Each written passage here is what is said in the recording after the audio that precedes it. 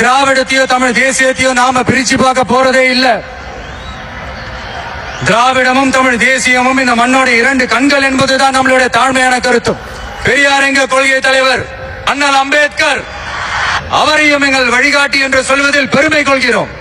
வாங்க, குடும்பம்னு கோயிலுக்கு போனா கோயில் ஒரு குடும்பம் சிங்கிச்சான்னு தலை விரிச்சு கொண்டு ஆடிக்கொண்டிருக்கிறாப்பா. இங்க வாங்க, நடிகர் விஜய் அவர்களே, எப்படி திராவிடத்தையோ தமிழ் தேசியத்தையோ ரெண்டையும் பிரிச்சு பார்க்க போறது இல்லையா? மற்ற என்ன சொன்னீங்க? திராவிடமும் தமிழ் தேசியமும் எனது தமிழ் இனத்தினுடைய இரண்டு கண்களா? சரி, இப்ப உங்களோட வழிக்க நான் வாரேன். தமிழ் தேசியம் என்றால் என்ன? இதற்குரிய வரைவிலக்கணத்தை நான் உங்களுக்கு தரேன். தமிழ் தேசியம் அதாவது தமிழ் தேசம். தேசம் என்பது ஒரு சமஸ்கிருத சொல்லாக இருக்கலாம், அது ஒரு தமிழ் சொல் அல்ல.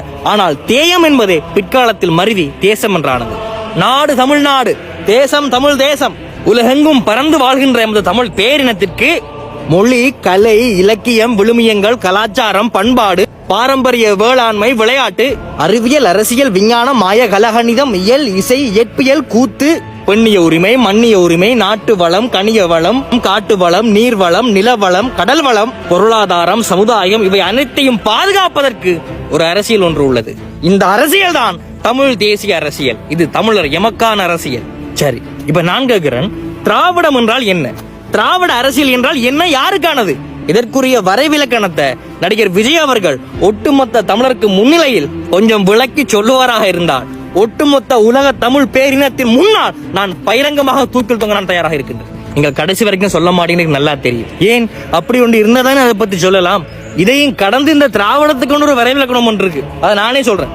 அதாவது எமது தமிழ்நாட்டிலும் எமது தமிழ் ஈழத்திலும் தெலுங்கராகிய விஜயநகர பேரரசுடைய படையெடுப்புக்கு பிற்பாடு ஈவே ராமசாமி நாயக்கன் என்று அழைக்கப்பட்ட தெலுங்கனாகிய பெரியார், தட்சணாமூர்த்தி என்று அழைக்கப்பட்ட தெலுங்கன் கருணாநிதி, மலையாளி எம்ஜிஆரும், கன்னடத்தி ஜெயலலிதாவும், அதாவது தமிழ்நாட்டிலே ஆட்சி அதிகாரத்திலே வீற்றிருந்த யாரெல்லாம் தமிழர்கள் அல்லாதவர்களோ அவர்கள் அனைவரும் எமது தமிழ் இனத்துக்குள்ளே கலந்து ஒளித்திருந்து சொகுசு வாழ்க்கை வாழ்வதற்காக மாத்திரமே தமக்கு தாமே இட்ட பெயர் திருடர்கள். மன்னிச்சுக்கொள்ளுங்க, திராவிடர்கள். ரெண்டு ஒன்று தானே. இதுதான் திருட்டு திராவிடத்திற்கு உரித்தான வரைவிலக்கணம். எமது தமிழ் தேசியத்தினுடைய கால் தூசிக்கீடாகமாயா உங்கள் திராவிடம்? லட்சக்கணக்கான இளைஞர்களை ரசிகர் பட்டாளமாக வைத்துள்ள நீங்கள் அவர்களுக்கு ஒரு தவறான முன்னுதாரணமாக இருந்து அவர்களை தவறான பாதையில் வழிநடத்துகின்றீர்களே, உங்களுக்கு வெட்கமாக இல்லையா? இது உங்களது அறியாமையா? அல்லாவிடில் உங்களுக்கு படிப்பறிவு ஏதேனும் இல்லையா? அல்லாவிடில் நீங்கள் என்ன துரோகியா? either you are an uneducated, either you are a traitor. வேற என்ன சொல்லி இருந்தீங்க? பெரியார் எங்க கொள்கை தலைவர். பெரியார் சொல்லி தந்த என்ன கொள்கையை நீங்க ஏற்றிருந்தீங்க? ஒரு கோவிச்சு கொள்ளாம சொல்லுங்க பாப்பா. எமது தமிழ் மொழியை பார்த்து காட்டு மிராண்டிகள் மொழி என்று சொன்னானே இதே தெலுங்கனாகிய பெரியார், அந்த கொள்கையை ஏற்றுக்கொண்டீர்களா? எமது தமிழ் மொழியை படிக்காத என்று பக்கமாக எழுதினானே அந்த கொள்கையை ஏற்றுக்கொள்கின்றீர்களா? எமது தமிழ் மொழியை பார்த்து சனியன் என்று சொன்னானே இதே தெலுங்கன் பெரியார், அதை ஏற்றுக்கொண்டீர்களா? எமது புனிதமான திருக்குறளை பார்த்து அதில் மல நாற்றம் அடிக்கிறது என்று சொன்னானே இதே தெலுங்கனாகிய பெரியார், அந்த கொள்கையை ஏற்றுக்கொள்கின்றீர்களா? எமது தமிழ் புலவர்களை பார்த்து அவர்கள் அனைவருமே பொய்யர்கள் என்று சொன்னானே இதே தெலுங்கன் பெரியார், அதை ஏற்றுக்கொள்கின்றீர்களா? அல்லாவிடில் எமது ஆதி தொல்காப்பியரை பார்த்து அவர் ஒரு ஆரிய வருடி என்று சொன்னானே அதை ஏற்றுக்கொள்கின்றீர்களா? எதையா ஏற்றுக்கொண்டீங்க சொல்லுங்க ஒருக்கா. பெண் விடுதலைக்காக போராடினார் என்று சொல்ல போறீங்களா? முதலில் எமது தமிழ் சமுதாயத்திலே பெண்கள் அடிமைப்பட்டு கிடந்தார்களா? அப்படி அடிமைப்பட்டு கிடந்திருந்தார்கள் என்று சொன்னால் வெளிநாச்சியார் பொய்யா? வரலாற்றில் குயிலி பொய்யா? கண்ணகி பொய்யா? ஔவையார் பொய்யா? சொல்லுங்க நடிகர் விஜய் அவர்களே, என்னையா அரசியல் செய்றீங்க? கேட்கிறவன் கேன பயலா இருந்தா எரும மாடு ஈரப்புல ஓட்டுமா? வேற என்ன சொல்லியிருந்தீங்க? அண்ணல் அம்பேத்கர், அவரையும் எங்கள் வழிகாட்டி என்று சொல்வதில் பெருமை கொள்கிறோம். அம்பேத்கர் சாதிய படிக்கட்டுகளுக்கு எதிராக நின்றார். Yes, it's positive. ஆனால் இந்தியாவிலே இருந்த ஒட்டுமொத்த தேசிய இனங்களுக்கு எதிராக நின்றாரே, தமிழ் தேசிய இனத்துக்கு எதிராக நின்றாரே, அந்தந்த தேசிய இனங்களுடைய கொள்கைகளுக்கு முரணானவர் தான் உங்களுடைய அம்பேத்கர். இந்தியாவிலே தமிழ்நாட்டிலே மாநில சுயாட்சி என்ற ஒரு கட்டம் வந்த பொழுது அதனை எதிர்த்து உண்ணாவிரதம் இருந்தவர் தான் உங்களுடைய அம்பேத்கர். அக்காலகட்டத்திலே பிராமணர்கள் பேசிய அழிந்து போன இந்த மொழியாகிய சமஸ்கிருதத்தை இந்தியாவுடைய தேசிய மொழியாக்க வேண்டும் என்று அறிவித்தவர் தான் இதே உங்களுடைய திருவாளராகிய அம்பேத்கர். அப்படிப்பட்ட அம்பேத்கர் உங்களுக்கு வழிகாட்டி, எல்லாரையும் பார்த்து தலைவர் வழிகாட்டி அது இது என்று பெருமை கொண்டாடினீர்களே. வந்தவன் போனவெல்லாம் தலையில தூக்கி வைத்தீர்களே. ஆனால் தன் சொந்த மண்ணில இருந்து ரத்தம் சிந்திய உலக தமிழ் பேரினத்தின் ஒட்டுமொத்த முகவரி அடையாளமாக விளங்கி கொண்டிருக்கின்ற எமது இறைவன், எமது தலைவர் பிரபாகரனை பற்றி ஏதாவது ஒரு சில வார்த்தைகள் என்ன சொல்ல போறீங்க?